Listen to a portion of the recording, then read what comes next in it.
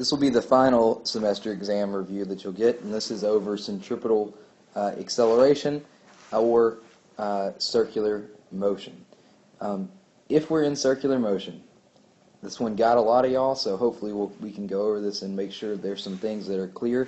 First thing, if something's in circular motion, let me draw a better circle. If something's in circular motion, we know several things about it on the outset. Okay, so here's the circle. All right, that's not much better, but that'll have to do. All right, we know several things about it at the outset. Number one, the velocity is always going at a line tangent to the circle. And the velocity will not be constant because the velocity will always be changing direction. So the speed will be constant, but the velocity is not constant. So we can always know that. So the next thing we know is that the centripetal acceleration and the centripetal force will always be directed toward the center of the circle. So we have two things always directed in toward the center of the circle. So this is the centripetal force. They should always be directed toward the center of the circle. And that's the way it'll look. The centripetal acceleration should be constant in the sense that its number should be constant, as should the centripetal force, as long as the speed stays constant. Okay? Next thing, we know these formulas. The formula you'll be given on the test is this. V is equal to, centripetal acceleration equals v squared divided by r. That's the only formula you'll be given for circular motion on the test. We'll have to remember these two formulas. Centripetal force is going to be equal to mass times centripetal acceleration. That then is equal to m, and then if we use AC, v squared divided by r. And it's also equal to the net force acting on the object. The other thing that we'll need to remember is velocity, or speed, is going to be equal to distance divided by time. But if it's going in a circle, the distance is the circumference, 2 pi r, over the time it takes to go in one circle. And the time it takes to go into one circle is the period. And the period is equal to the number of seconds per revolution. Okay? And if you're given the frequency is the number of revolutions per second. If you're given the frequency, you can find the period by doing this. Period equals 1 over the frequency. Alright? So these are the formulas you'll get. All the blue formulas will not be on the test. It's only the red formula that will be on the test. So you'll get the centripetal acceleration formula. One last thing that tended to get people. If it's a vertical circle, there are two forces that are guaranteed to act on it. Okay? The centripetal force, remember, is not some kind of weird force that just happens to work on it. It has to be coming from somewhere.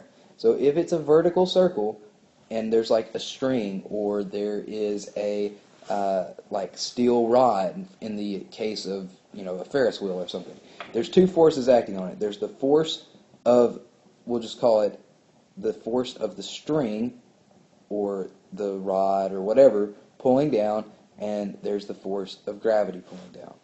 At the bottom, there is the force of gravity pulling down and the force of the string pulling up. Okay? So these two things are always acting on it. At the top, the net force is equal to the centripetal force, which is equal to the string plus the force of gravity, because they're both pulling down. They're helping each other. At the bottom, the net force equals the centripetal force equals the string minus the force of gravity.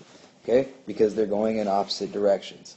Alright? And so you can always calculate the force of gravity by doing mass times 10, and you can always calculate the centripetal force by doing mv squared divided by r.